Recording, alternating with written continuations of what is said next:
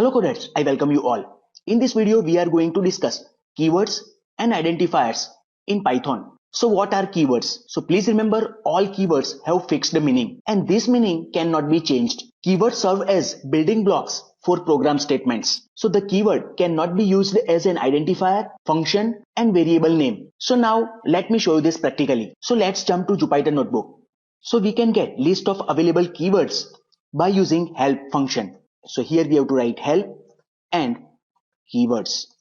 As you can see here, list of Python keywords. So as you can see, all the keywords in Python are written in lowercase except true, false and none that you can see over here. False, none and true. All other keywords are in lowercase letter that you can see over here. So if you want to get help for particular keyword, then we can write like this, help and keyword. Let me take if, this one. And let me execute this cell as you can see over here. So this way we can get help for particular keyword that you can see over here. We can get list of keywords using keyword module as well. So for that we have to import keyword module. You can see here and we can write keyword dot kw list. Let me execute this cell as you can see over here, different keywords. So let me check total how many keywords are available in this version. So for that let me use this length function as you can see over here. So in this version of Python 35 keywords are available that you can see over here. So this way we can get list of keywords available in Python that you can see over here. So now let's discuss keyword further. So I am going to use Python tutor. So let's jump to Python tutor. So here let me write code to find maximum out of two numbers. So let me write number 1 is equal to 100 and number 2 is equal to 200. So let me write if number 1 is greater than number 2, then print number 1, else print number 2. Can you tell me total how many keywords are present in this particular program?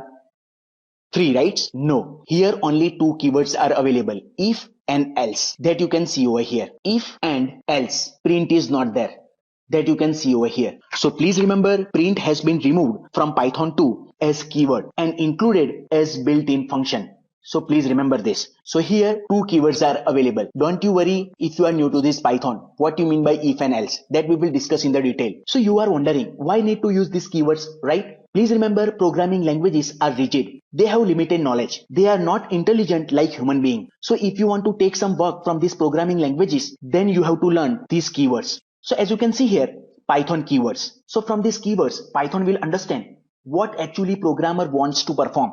So let me show you this. Suppose, let me write number 1 and number 2. Number 1 is greater than number 2. Then let me print number 1. Else, let me print number 2. So from this if and else statement, Python will understand that programmer wants to test some condition. Means, so Python will execute this block only if this condition is true. If this condition is false, then Python will execute this statement. By this if and else statement, Python will understand programmer wants to test some condition that you can see over here. So let me press this button, visualize execution. As you can see here, number 1 is 100, 2, 200. As you can see here, if number 1 is greater than number 2, this condition is become false. You can see here. Then it will print number 2. You can see here. So from these keywords, Python will understand what actually programmer wants to perform that you can see over here.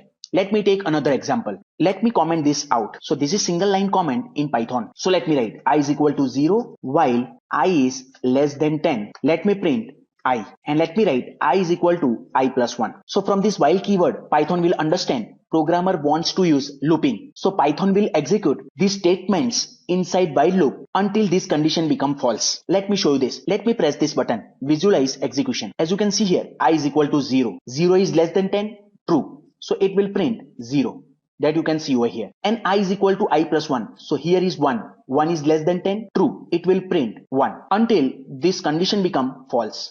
You can see here. Now at the end, 10. So I will become 10 at the end. And here is condition become false.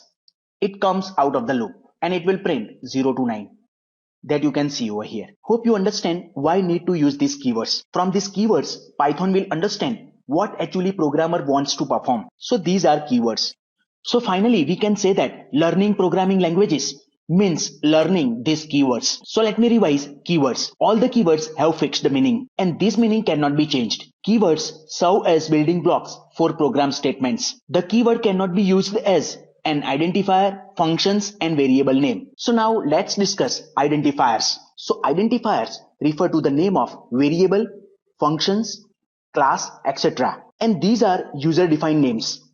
Please remember, any user-defined name in your program is called as identifier. So here we have declared variable amount, but this amount is user-defined name. Means this amount is an identifier. Here function definition, but here amount is an identifier because this is user-defined name. This is class declaration. But here student is an identifier because this student is user-defined name. So as a programmer, we have decided these names to use, like amount, here is amount, and here is student. These all are identifiers, and this def and class both are keywords having fixed meaning. We can't change this, right? Hope you understand. Rigid. So now let's discuss some rules to define identifiers. As I said, these identifiers are user-defined names. So there are some rules to define these identifiers. So now let's discuss one by one. So following are valid characters, alphabet symbols, either in lowercase or uppercase, digits from 0 to 9, underscore. So as you can see here, cash is equal to 1000. This is valid identifier name, but cash is equal to 1000 is invalid. We can't use special symbol in the identifier name that you can see over here. So here, this is invalid. Now, so identifiers must not start with a digit. As you can see here, we can use digit at the end over here. As I said, identifiers must not start with a digit. So this is invalid. So please remember, identifiers are case sensitive. Of course, Python is a case sensitive language. So total is equal to 1000 in lowercase. Here you can see T is capitalized. So both are different because identifiers are case sensitive. So we cannot use reserved words as identifiers like keywords. So we can't use keywords as identifiers.